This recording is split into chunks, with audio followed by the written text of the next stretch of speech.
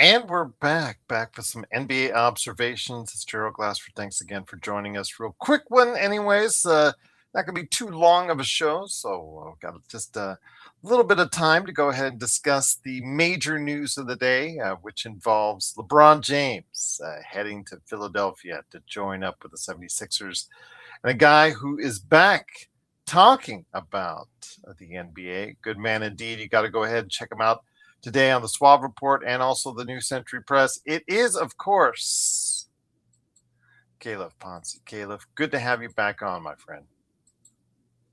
I'm excited to be back. I took some time off here when we were in the complete and total dead period. Probably doesn't even do it justice there, what we were going through there for a few weeks with a Lou Dort trade maybe dropped in there to ruffle some feathers. But yeah, I mean, this is obviously really major. I personally find it to be really surprising news. This is not what I thought I was going to read when that notification finally came across. So, yeah, I mean, what better time to hop back on here and talk about a former Laker and his future greener pastures.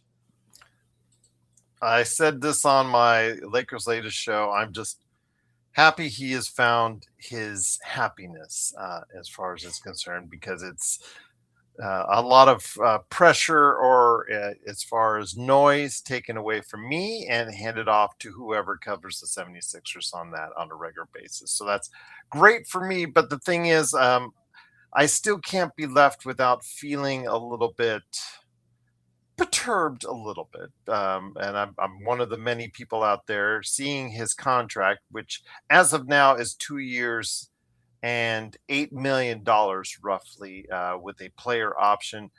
If it does change to a 1 year, it does give Philadelphia a little bit more financial flexibility to bring someone in as far as it's concerned. So we'll see if it stays a 1 or 2 year. Right now it's listed as a 2 year.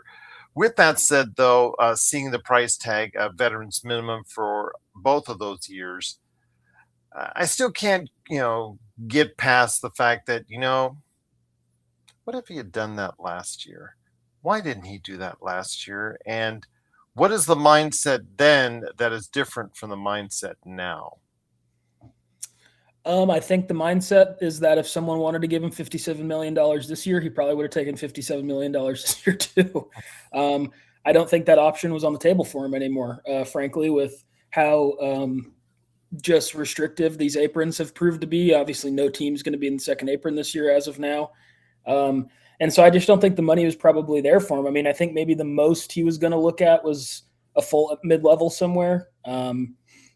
And even that, like, it would have taken some financial gymnastics, I think, for the Warriors to get there. Of the options that were widely reported, they were the only team who could really realistically give him more than a minimum or barely just above. So I just think it's purely market, honestly. I don't think this is LeBron taking I saw some of that online where it was LeBron's taking this big discount. LeBron, finally he's really helping the team out, whatever. And it's like, I just kind of think this is what the market was, not because he's not still great, but because it's just hard to be a free agent and get money. I mean, we're seeing that now, like how many free agents over the last 3-4 years since this new CBA came into play have gone out there and gotten really big deals. It's kind of usually the select few that we know it makes sense. The Paul Georges of all people, things like that, where it's like, if you make it out, you're going to get a max. It's pre-lined, where you're going.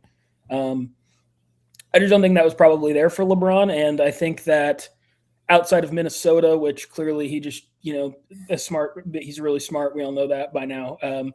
I think probably looked around the West and said, maybe they're the best team independent of conference, but I think this is the team he could go to that gives him the best chance to make a run in the playoffs. And now I don't necessarily think that's likely with the health history of multiple of their players, including him now. But I do think that this was just a good mix of, maybe it's a little less money than he could have gotten from somewhere else. Maybe someone could have given him like a taxpayer's mid-level. But this was at this point in his career, I think a really good place for him to go try to win a lot of games and compete in the playoffs. And because of that, it kind of, he took a little bit less. Well, again, going over what was said by Rich Paul, his agent, but 27 of the 30 teams in the NBA inquired. For me, I don't think it's the best fit for him. Yeah. Would have said probably San Antonio. For me, probably would have been the best fit if you're coming in at that type of price tag, for instance, on that. If San Antonio maybe knew ahead of time that he would be coming in that cost effective, maybe they would have made a greater effort to try him bring him in. But that being said, with him on this new team, I don't know. Again, like you said, health is a big factor in this. They have to see if they can nurse. Sorry, pardon the coach pun there. Nurse him and Embiid to the finish line to get to the playoffs, and that is going to be a tall task while still creating that chemistry, while still creating the fact that who has the ball at what time, especially for a team with a lot of players that need to have the ball in their hands. Yeah, I think LeBron showed last year that when he's bought in and wants to, which you'd assume he is, being the contract he took, being he got to pick this destination when, I mean, I'm sure you call San Antonio or Oklahoma City or New York or whoever team, whatever team you think is the favorite for next season. And you said you can have LeBron for essentially the minimum on a multi-year deal with a team option. I think they probably would have taken him, So he kind of realistically, for a multitude of reasons, picked this as his fit. So I imagine he's bought in on whatever the basketball image is there. And I mean, like I said, he's a smart basketball player, smart guy. He knows he's not going to walk in there and have some 30+ usage rate. I mean, we saw last year when he was bought in for that little bit with the Lakers that he's willing to kind of be a little bit of that connector and a little bit like he's willing to maybe step back every once in a while and take that role. In spurts. Now, it never lasted too long with the Lakers because of injuries or whatever it may have been. But I think he's shown an ability to do that. And I really like his fit with Maxey. The thing that this Philly team doesn't have, even with as good as Maxey to me, is they don't have someone who I think is like a playmaker first guy. And not that LeBron necessarily always is, but he certainly, I think, steps in as the best passer. That's a heavy part of the rotation for this team. And so that was kind of what my picture was from in Miami too, was like, almost I envisioned him offensively, if he was going to go to Miami, as their starting point guard. Now defensively, he can't, he's coming up and he's guarding the Donovan Mitchells and the Lucas and the Sheas, and that's not going to go well. So defensively, it's a non-starter. But offensively, I honestly thought there he would operate as more of a point guard than anything. And I don't think he's a point guard here because Maxey is one of these young rising stars who needs the ball and is so explosive. And his biggest advantage is how fast he is, how explosive he is getting to the rim.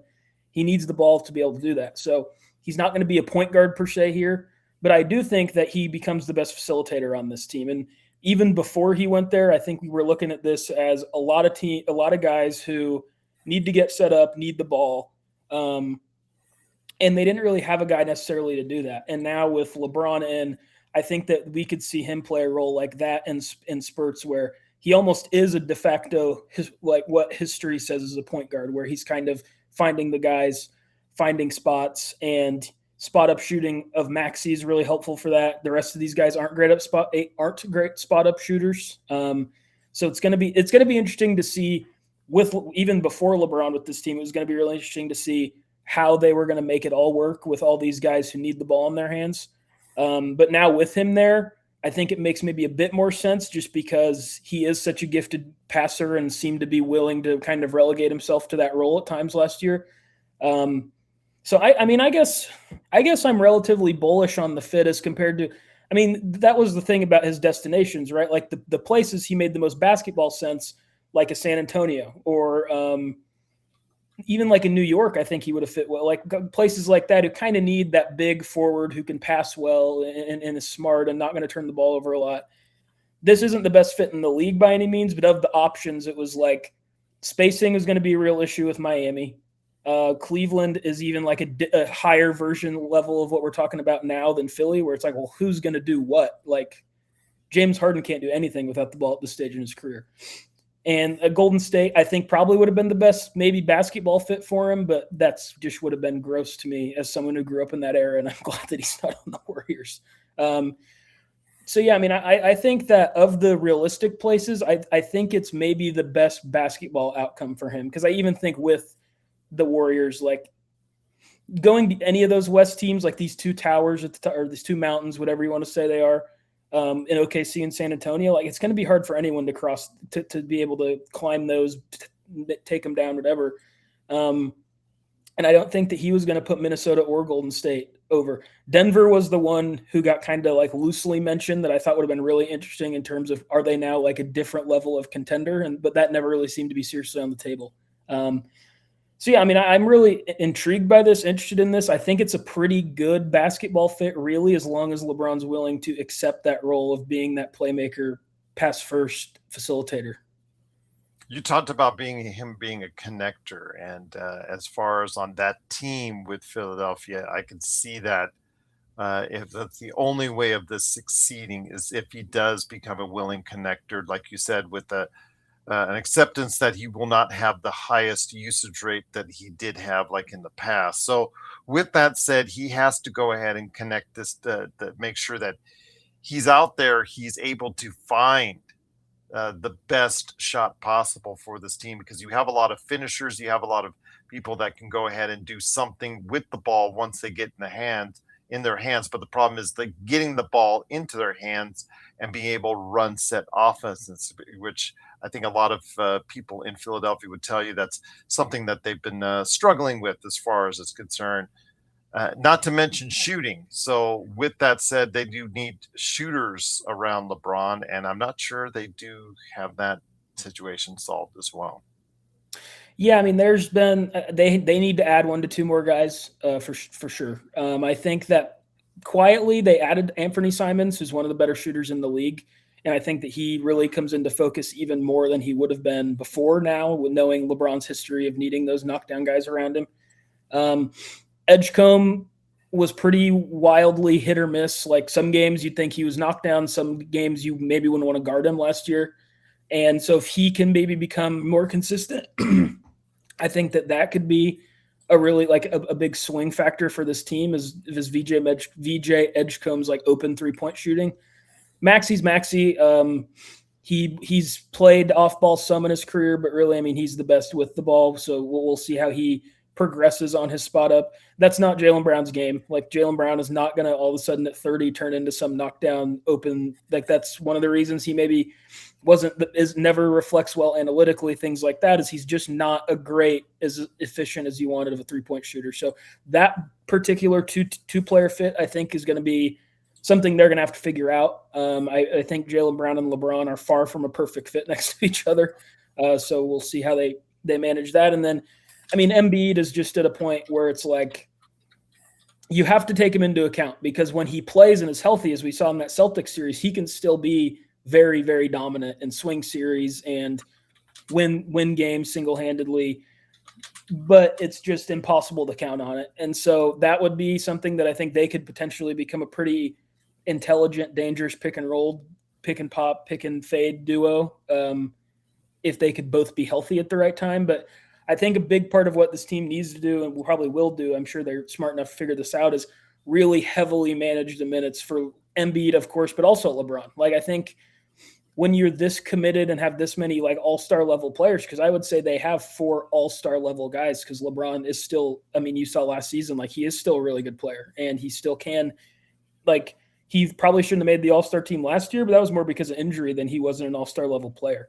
So it's going to be it's just really interesting. I think it's really hard to know exactly how it's going to go yet, but they need to add more shooting. Simons is a knockdown shooter. That's good. Other than him off their bench, they signed Caleb Love. He showed flashes last year that we talked about on this very show of being a good player, and maybe he can do that a little more consistently. And then we'll see when the dust settles, kind of who maybe some guys get bought out. Maybe like a KCP makes a lot of sense here, I think, if he were to get bought out by Memphis. So I'm sure there's more moves to come here. I'm not sure exactly of what their roster situation is, but Dean Wade they signed. He is another guy who's hit or miss. but I think is a good fit next to LeBron. Simons is great. Phylon is, I think, how good he is as a rookie could end up really mattering to this team, especially with that shooting, which is one of the more inconsistent parts of his game at Alabama. So they need probably one more guy you trust to knock down an open shot. But after that, I mean, I think this is a roster that makes some sense and really could make some noise in what is a really improved, really good East now. So, how much noise do you think that they'll make? Again, they did not go far in the playoffs last season. With that mix in mind, and then now they add LeBron and some other pieces to that mix.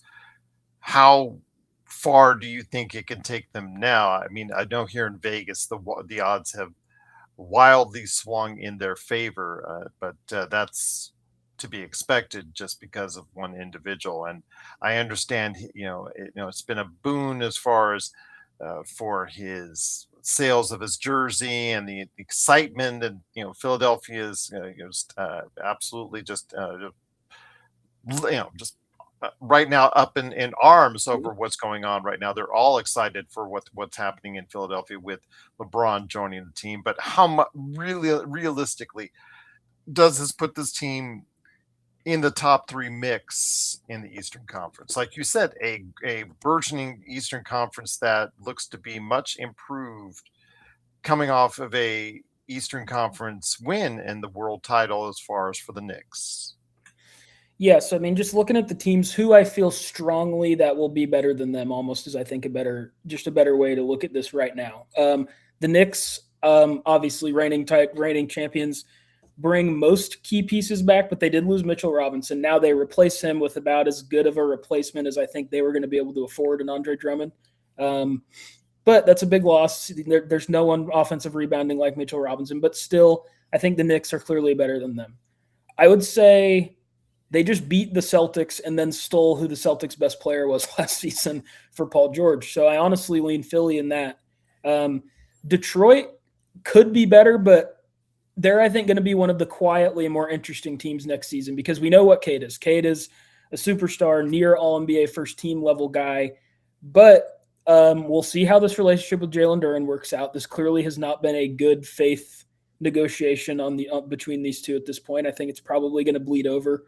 No matter if he gets his contract, if he signs a contract there or not. So we'll see how that ends up.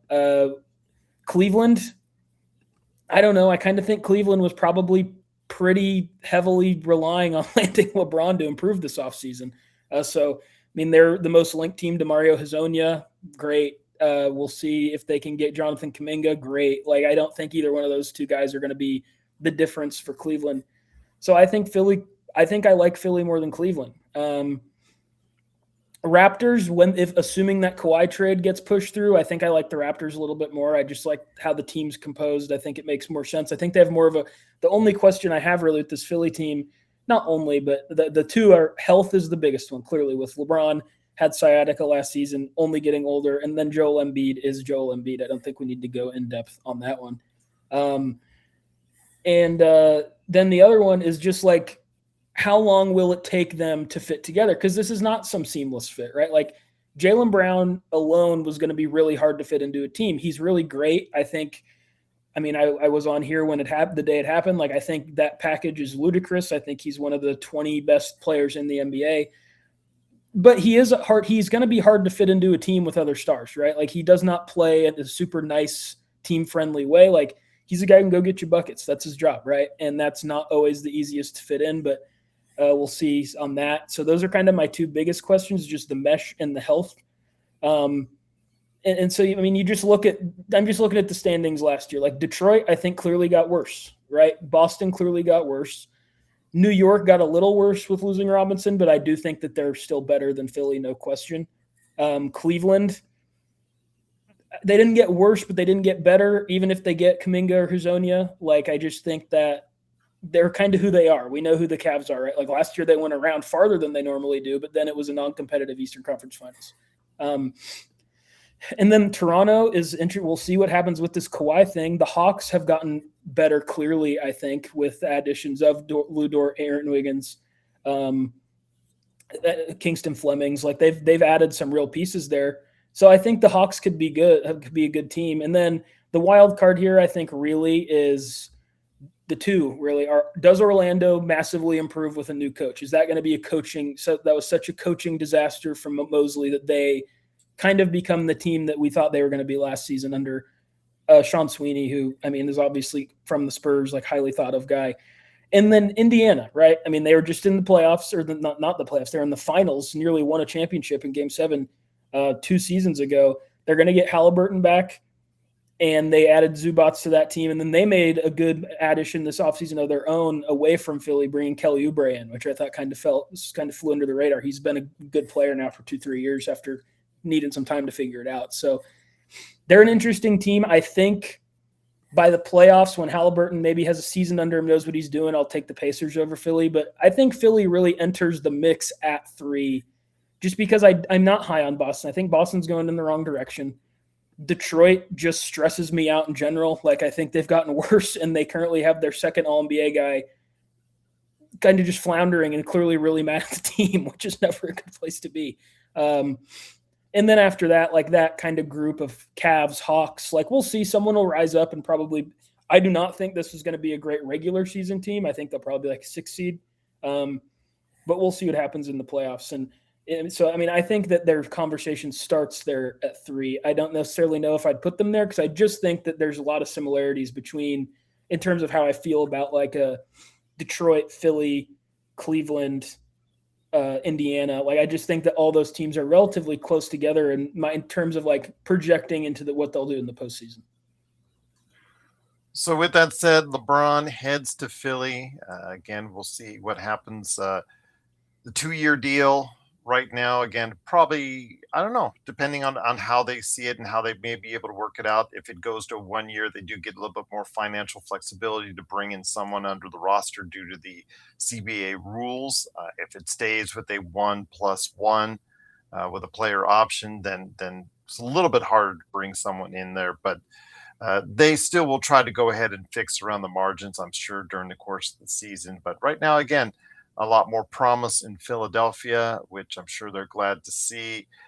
The fact that they'll be able to compete on a level where they're starting to think about a world title, and hopefully LeBron will find his happiness indeed. So, yeah, I'm not going all out on that one because we've seen it falter before. I do kind of have a question about this, is that I just don't.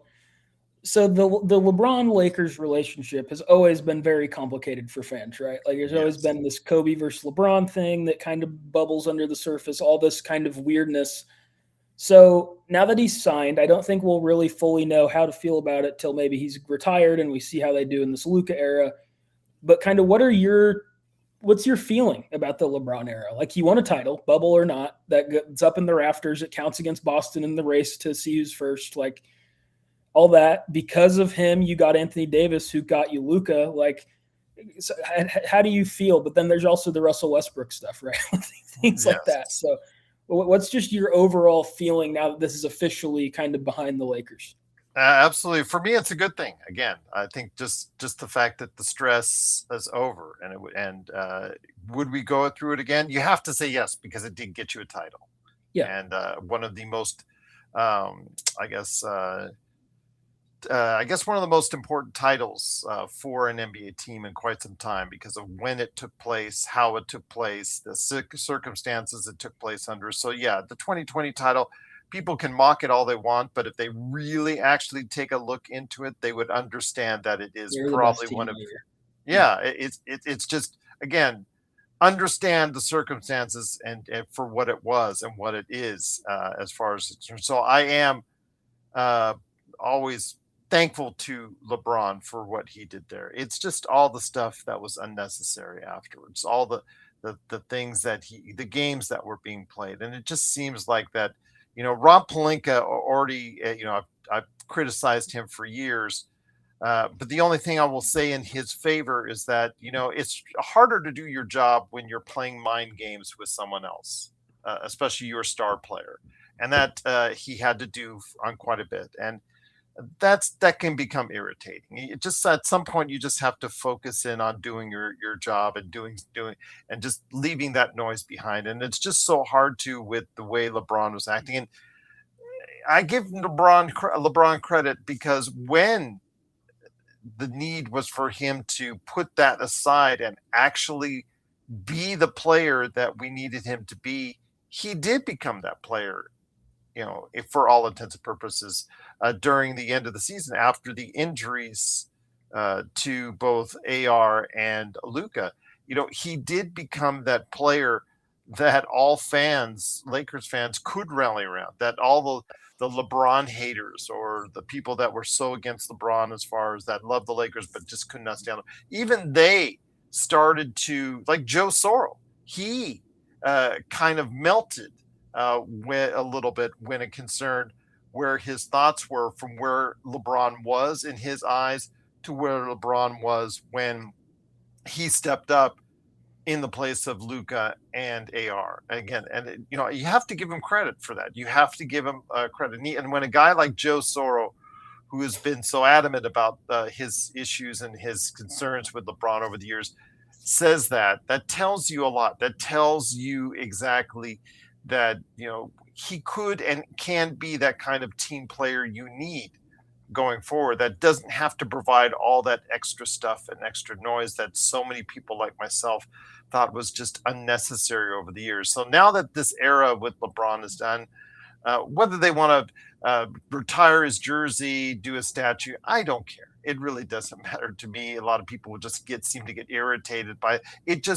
It's that bigger issue with LeBron, as far as it's the bigger the polarity of LeBron, and he just attracts so much divisiveness as far as an individual, how he's acted, his mannerisms. Instead of just focusing on the game, he's focused on other things, which has just polarized people as far as how they perceive him.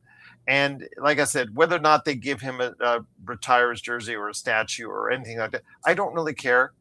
He is one of the greatest players of all time. You can't take that away. He's one of the greatest careers of all time. You can't take that away. He had the best season ever for a 40-plus-year-old, this past season and the season before. You can't take that away. But what you can take away also, as well as some of the stuff that he's done that may have been detrimental to his team going forward. And as long as he doesn't do that in Philadelphia, they'll be fine. But if that starts to creep back in, all the noise, all the I guess things that made him such a divisive figure in history as far as NBA history is concerned. Because like you talked about with Kobe versus LeBron with Lakers fans, there's also the LeBron versus Jordan fans with him, and as far as the legacy part of it, if you really take any stock into that. And again, there'll always be big issues with that. So again, I don't want to get into it. It's just a game that at the end of the day that you play basketball and that we enjoy watching. And if Philadelphia does get the team player that we saw at the last few weeks of the season and into the playoffs, that's the player that can take them to a title or give them a chance at a title. If that's the player they get and that's the person they get, then obviously they're going to be better for it. But we'll have to wait and see. But the time in LA is done, and the era, I think, was good. As I've said before, it was good that it ended the way it did. I had said on the air for quite some time, I think it's just time for both parties to say la vie and wish each other luck and move on. And that's exactly what happened. And I'm happy for him that he's found a place where he can be happy at. But the question is, does that noise come back into play? Because if it does, it's detrimental to their team. And it's a fragile team. The Philadelphia team right there, with all the stars and all the players, have a lot of fragility on that team with egos and injuries and things of that nature. So everything on that team has to go right for it to work. And if one thing goes astray, whether it's on the court or off, then it could be problematic for Philadelphia going forward. Yeah, I agree with everything you said. I think that from afar for the Lakers, I think any era that results in a championship banner being hung is a win, no matter kind of how the rest of it goes. So the last question I kind of have for you is, you asked me like where I think they stand. Where do you think they stand? Where do you think they kind of come up right now in the East as we sit today? Well, I had picked them 2 seasons ago to really go far, and I Yes, picked you them did. as a final team, and I got burned by that, so shame on me. But with that said, I do think that this has the talent in the East. If everything broke right like it did for New York, you could see them going a long way, absolutely. But again, everything has to go right, and that includes with Joel Embiid. So a bigger story is, can they stay healthy? Can they stay focused? And can they stay cohesive as a unit going forward? And that's a lot of ifs. And sometimes they don't get answered in the right way possible. So I'd see this team as not going to do it this year. I probably say that I would choose another team coming out of the East. Quite honestly, I'd say that they're obviously going to be improved, but you don't know how many games you're going to get out of LeBron or Embiid, because you got to nurse them through the season to get to the Yeah. playoffs. So we'll have to wait and see. But the question is, will he like his stay in Philly long enough to be there for another season when they could make things work to the fullest? Because I think it may not be about this season, but maybe what you can do next season instead. Yeah, I mean, just before we go, I do like their backup bigs are both interesting. They brought in Huck Porty from New York, who kind of showed some ability there, and then Adem Bona was pretty good for them last year, really in spots. So if one of those two guys maybe makes the leap to being playable in the playoffs, same with Dean Wade, you know what Simons is. They probably are going to have 7.5 guys that you like if they're healthy, which is the big question here. And if they're not healthy, it's a non-starter. But I think they have a playoff rotation already that you can kind of point to, and that's without maybe Phylon as a hit, or maybe Caleb Love ends up playing like he did in those stretches that he did in Portland last season. So Mhm. I really think that this is a team with a pretty high ceiling. That of the teams he could have gone to, like Cleveland was kind of just stuck, right? Like that we know who they are. Adding LeBron is weird. As much as I think it would have been the best result for the story, maybe I don't think that's. I think this is his best chance to win a championship that he could have realistically got. That he seemed to be realistically interested in going to. So it's an interesting result. I think it's quite telling that he really did kind of put his money where his mouth is when he's like, I want to go compete for a championship. That's what he said he wanted to do. And I think he picked a team that, maybe he doesn't want to go live in a small market like in Oklahoma City or San Antonio. Because I think if you're trying to win a title, like those are clearly the two teams you just attach yourself to, right? Like that you go to one of those two. So this Mhm. is, I think, a good medium where it's good for his legacy. If they were to win a championship, I think that to me, I still have always had Michael Jordan as the GOAT in my personal opinion. If he were to win another title and do it in Philly, that really, I think, actually opens the door for me and makes it a very real conversation. So I think he's very, very aware of all this legacy stuff. Again, no one knows how to play this media game better than LeBron James. So I think he knows all that. And I think they have a chance to like I've said, make a lot of noise in the East. Now it's going to come down to them being healthy, which they never have been. So I've said it a few times already. I kind of like what they've done. They have good options at center. They even draft Johnny Broom. Wasn't much last year, but he's really good at Auburn. They drafted him. He's still around. So maybe he's someone they probably need 1 to 2 guys to take a few leaps forward. Now, whether that's Phylon or Love or one of those two young backup bigs, they need someone, I think, to take a leap to have a real chance of beating the Knicks, beating maybe a healthy and rare and Pacers team. But either way, he went to a team that has a chance at all to compete. So I think that's good for the game. It's good for a good way to end his career, to go somewhere where he has a real chance to make some noise in the postseason, I think. Once again, it is Calif Poncy. Please go ahead and support him today at the Swab Report in the New Century Press. Well, Calif, great to have you back on the show. I don't know when you want to get back together to talk about the off season and all the teams or whatnot, but you're most welcome to do so. You just let me know. But any last thoughts before we head on out? I don't think so. Just a really interesting day for the league, an interesting, unexpected, the last big domino, we think. Now, apparently New Orleans, they have some guys everyone would want, but they're not moving. They're staying put on their 26-win team. You can't break that up. So I think we're probably pretty much done here for the offseason, barring injury, crazy trade requests, stuff like that you don't really see very often. So now it's going into full hibernation mode, and we're just gearing up for football to kind of completely take over the airwaves here, I think. But a really interesting move. I think pretty masterfully played by the media team for LeBron, by the way.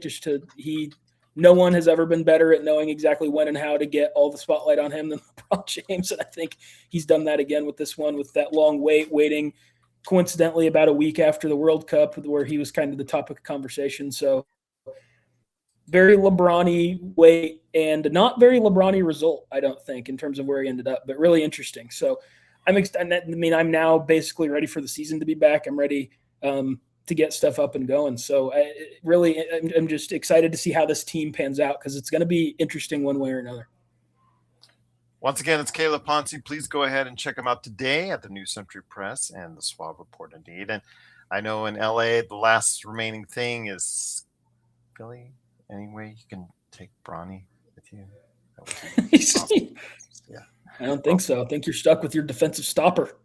He'd have to go to a 1-year deal, as what the CBA and what I've learned today is that he'd have to go to a 1-year deal to provide that flexibility, and they'd have to not pick up some non-guaranteed contracts, and with that would leave a spot open for them to slide someone in there. But I know that, again, KCP has been talked about if he gets waived or other players or whatnot. So if he does want Bronny in there, they'll find a way to make it happen. But again, I don't hear a lot of rumbling on that as well, unfortunately. Yeah, I think you're stuck. With him. Oh boy. Yeah. So with that said, though, it is Calif Poncy. Calif, great to have you back on the program. Always providing the best of insight and the best of NBA observations.